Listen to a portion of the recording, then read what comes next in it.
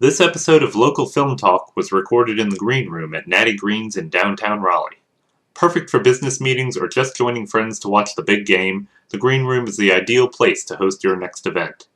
To learn more, contact David Crack at 919-232-2477 or email david at nattygreens.com.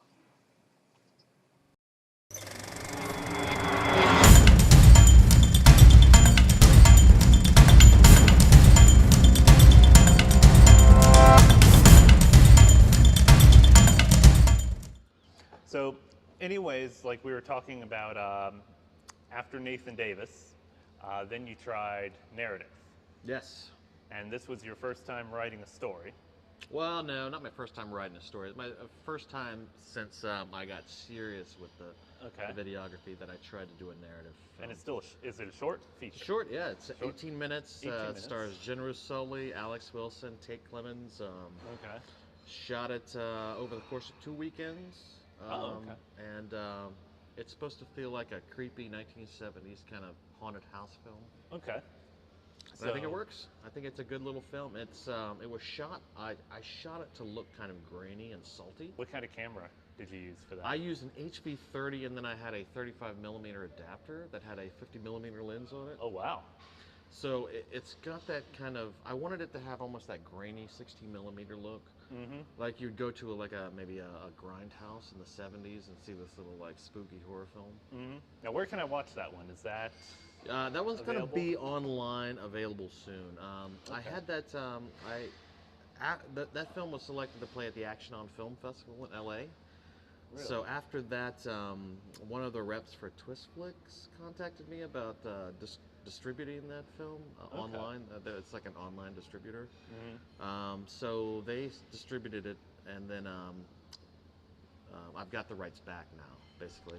Okay. So I'm just thinking about putting it out there online for free. Okay. So when you sell it to the distributor, you get like a lump sum of money, and then whatever they make Not doing this whatever they do with it. Okay.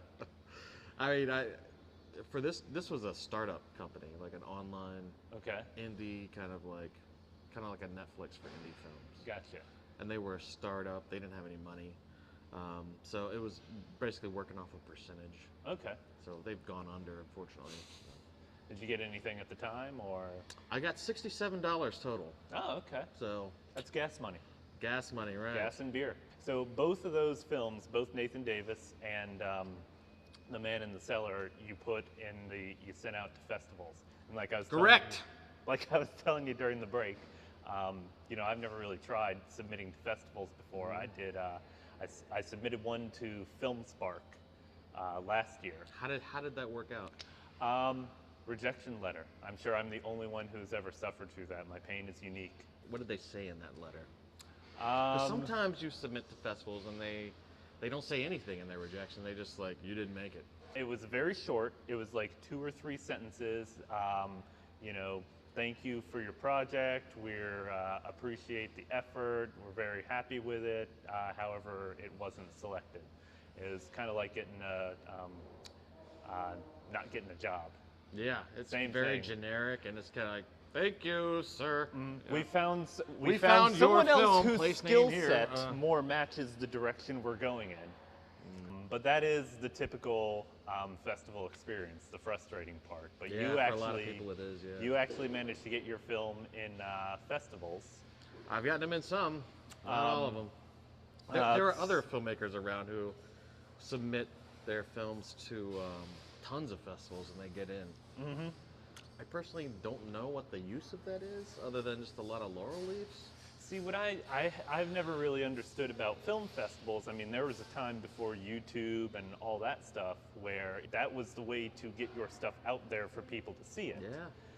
Because you don't make money at a film festival unless there's something I don't understand, which is very possible. Well, at the big but film festivals, it's a there chance, might be a studio there who will buy the rights to your film it's to a distribute chance it. to kind of show off your film and maybe find a buyer. But just getting into a festival is not going to be like, okay, we're going to show your movie at this time and you get, $1 out of every ticket sold. No. You're not making money at a No, festival. I mean, that scenario where you go to a film festival, studio likes it, they have a bidding war, or they offer you something for your movie, that maybe happens at the top 5 festivals. But That's if you get into Sundance or Cannes. Yeah, like at top 5. But all the rest of them, that really doesn't happen. So the only reason I can think of to like submit to these festivals, maybe they're inviting you and they're all expense paid vacation to go. Networking opportunities are always great. That's my number one reason I like going to festivals is opportunity to do networking. But I mean, outside of those 2 things, I don't understand why you submit to like the gamut of festivals. So you explained why you put Nathan Davis online. Same thing with The Man in the Cellar. Yeah, same basic reason. I mean, I'm now not, that's horror, and there are actually some specifically horror festivals, and I imagine that's interesting. there are horror festivals, but my goal with that, it was more me doing it because I wanted to make a narrative film. And I really wanted to not only dip my toe in, but just kind of dive into that pool and see how well I swam. And I think that the film works. I think it's good. Has its flaws, obviously. I mean, but You're happy with the product? Yeah. You're happy with the project. I guess it's not so much a product. It is a product. I mean, the end result. It's a product of my imagination. So where do you go from there? I know you've got other. You had a lot of other projects on your website. I saw Parlay, another one where you worked with a kid. Just screened at the Cape Fear Independent Film Festival. When did you film that one? I filmed that in 2012, but that one has been kind of in editing limbo. Okay. So I finally gotten it down to a cut that I think works, and we just screened at the Cape Fear Independent Film Festival, I think last weekend. Now that's a feature, right? No, that is 30 minutes. 30 minutes, okay. It's a featurette, maybe. And that's a kid's film. A kid's film.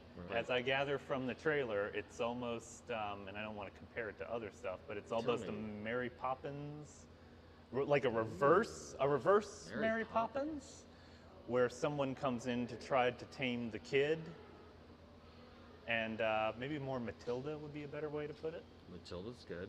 Okay. A reverse Mary Poppins. I'm gonna have to use that in my marketing. There you go. I'm gonna get evil quoted on Mary a poster. Poppins. Yeah, we're going places. It's like a reverse Mary Poppins, man. With the man at the end. Exactly.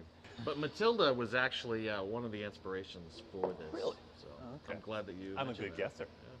Yeah. You've done some features though, right? I've stayed away from features for the reason that I don't see there's too much pressure in a feature. I did the documentary, which was a feature. But I'm trying to stay to shorts because shorts are more easier to kind of work and get your name out there. I mean, if you do a feature, what's the purpose of doing a feature? Get it in the theater. Get it in the theater. That's pretty difficult to do. Right. For a feature, right? You unless you have a name actor, you have some kind of budget behind you, some kind of backing, some distribution. I mean, what's your real goal for a local independent guy doing a feature going to be? Right? Actually, if more realistically, and you still have to be pretty lucky, you can make it to video on demand or Netflix. Make it to video on demand. I mean, that's kind of a low-lying fruit to kind of hit because without any kind of big marketing push, who's going to find your film? Right. With shorts, though, I mean, you can kind of use it as a calling card, use it as pitches. I mean, you can kind of go different avenues. And since everything's going to stuff like this, you keep the content short. People want to watch it. They might be more inclined to share it, get it viral, stuff like that. So I've been trying to keep things to a short form. And it's easier to get people to make compromises, maybe work for free or work for a reduced rate or try something a little crazier if you're only asking them to work with you for 2 or 3 weekends. Exactly. As opposed to taking a month out of their lives. Yeah. So, what were some of your other projects that were on the site? Because I'm blanking right now. Well, I do music videos, so those are on the site. You do have music videos. Now, some of them, again, more narrative, more like actually staged, and then you also have some live ones too. Correct, sir. How difficult is it doing a live concert video? Well, it just depends what you're trying to accomplish. Look, if you go into a shoot not knowing exactly what your end goal is going to be, you're always going to have trouble. If you know exactly what your end product is supposed to look like, you're never going to have problems because you can plan that stuff out. So you can go in and film a live shoot. If you know what you want, you can do it with one camera. But if you're filming a live shoot and you know you want multiple angles, obviously you need multiple cameras. So you kind of set that up, you work out how you're going to get a hold of these cameras, who you're going to get to come in and fill it out. So, I mean, it really depends on knowing what your end result is going to be. Now, when you did those live ones, did you have any control over the lighting or anything? Absolutely, yeah. I went in there and told the house lighting person that what I wanted. We ran through some lighting setups. Really? So, Okay. It all just boils down to preparedness and planning ahead and Yes. making sure that everybody knows what you're trying Well, to get out of it. it's like on a film set, any kind of set. You know, you need to be prepared and you need to have a schedule because that allows you flexibility in case things come up unexpectedly. You know how to get back on track if you have a schedule and plan, right? Makes And sense. obviously, you need to know what your end result's going to look like or how else you're going to get there. So I started working on this script with her. It was called like Sidekicks, and it was kind of a take on the superhero genre from a satirical point of view. Okay.